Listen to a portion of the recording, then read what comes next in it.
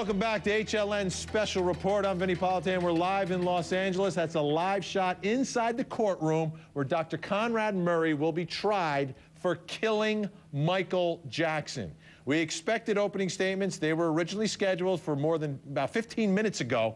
But right now we understand that the attorneys are in chambers talking about one of the jurors. I'm going to go to Natisha Lance, who's with me here. Natisha, any other word we're getting from inside the courthouse about what exactly is going on? Well, we just also learned that the exterior door to the courtroom has been opened, but no spectators yet inside there. So still waiting, still hoping that this is going to start sometime soon. They are a little bit behind schedule. There were some preliminary issues that they were supposed to be handling beforehand, and they are in chambers, just like you said, with a juror. Okay, so what you're seeing early on here, Mike Galanos, who joins us from HLN News Now. Mike, what we're seeing here early on is that Judge Belvin Perry is not running this show right now. So things are a little bit more fluid because, like every other trial, other than a Belvin Perry trial, things, you know, may happen at a certain time, may happen somewhere else. But we may have a juror issue already, Mike. Yeah, interesting. I mean, I thought we'd be knee-deep into opening statements right now, Vinny, you know. But, hey, we're just soaking in all the atmosphere. We've had our colleague Jane Velez-Mitchell in the midst of the crowd, the supporters for both Michael Jackson and Dr. Conrad Murray. We're seeing the Jacksons file in, and you're talking about a woman rushing Dr. Murray. So interesting stuff already, and I think you mentioned it, and I know we're trying to limit our Casey Anthony references, but it's just a different feel. That case we warmed to, right? This one, it's all systems go right out of the gate. This one's burning hot on day one, Mike. Burning hot on day one. And here's the thing, AJ. It's with Michael Jackson. You know, I think this is what Michael Jackson would expect. I mean, remember when he was on trial, the first time he showed up in court, there was a huge crowd. He's dancing on top of an SUV, AJ. Remember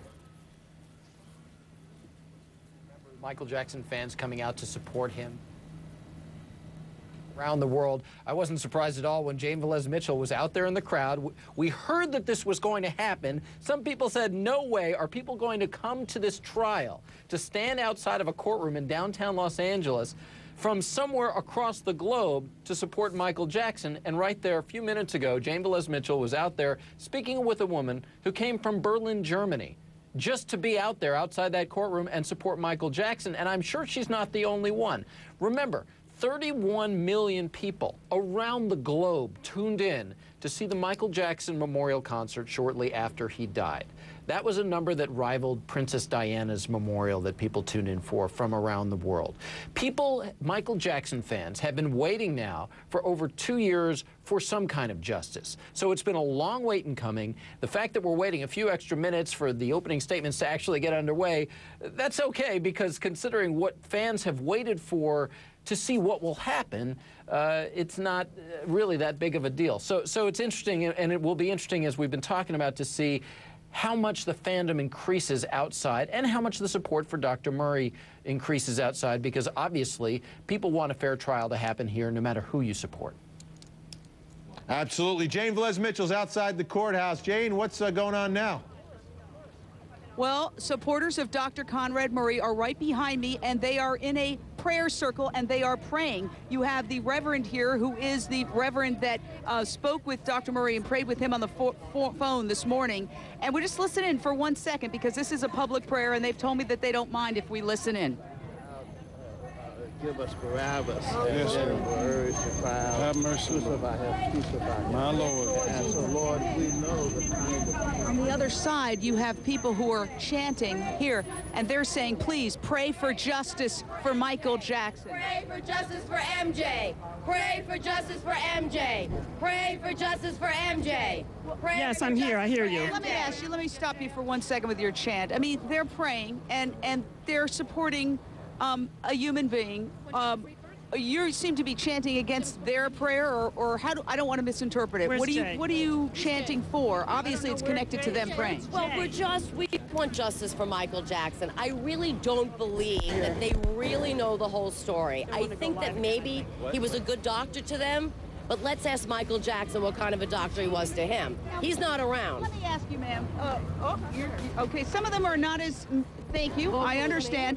But okay, we've got somebody who disagrees with you right here. I'm here, Cheryl. Well, you know, I'm in front where the chanting we can agree to disagree, and one thing about it is we all need to put closure to this. And the truth of the matter is, the bull moose in the room is the powers that be in the Hollywood machine has caused a lot of this. And so what we need to be addressing is what really goes on in Hollywood.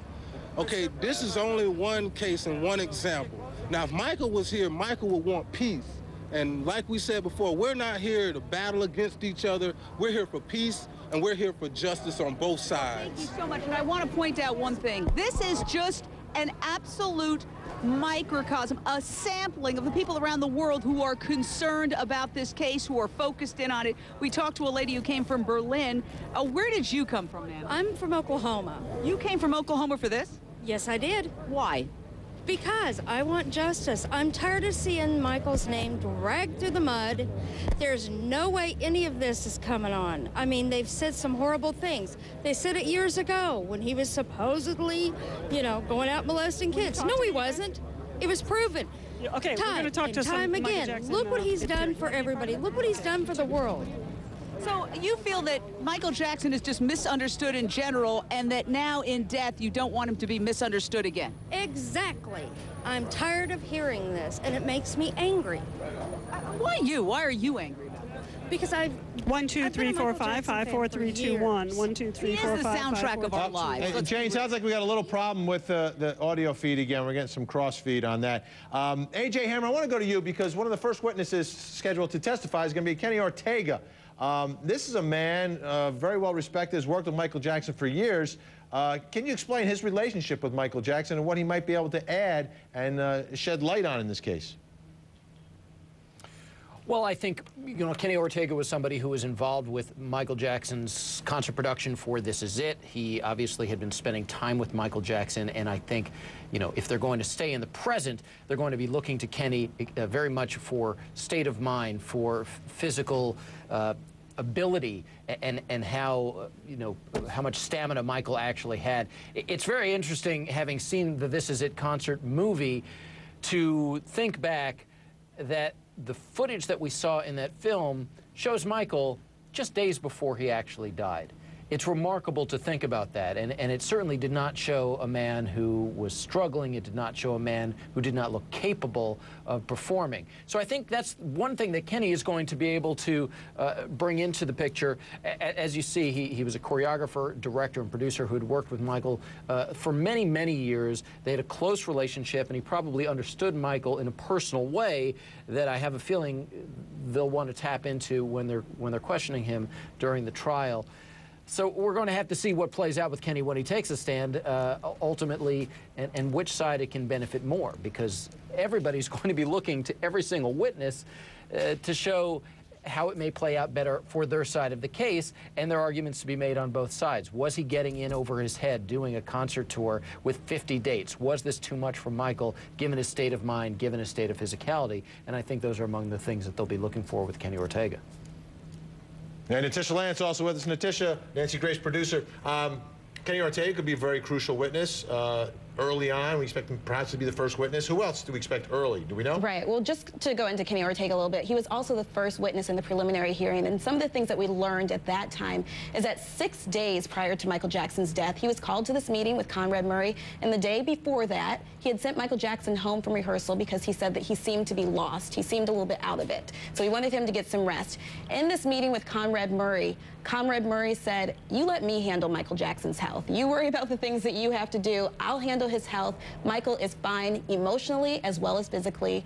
Don't worry about it." And so Kenny Ortega, that's what he said during the preliminary hearing. I expect him to say the same thing. That would set some tone inside the courtroom. Right. You do that early on. Here's what's happening in the courtroom right now, folks. You're not missing anything. If you take a look at the live shot, you're going to see a picture of the seal. That's what the camera will show you when the jury's not in the courtroom. What we understand is that there's something happening in chambers with the attorneys, the judge, and one of the jurors. And a juror issue early on in this case. You know, you have 12 and you got the alternates, but you don't want to lose anybody this early before the case even starts. Opening statements could happen at any moment. When they do, you will see them live right here on HLN.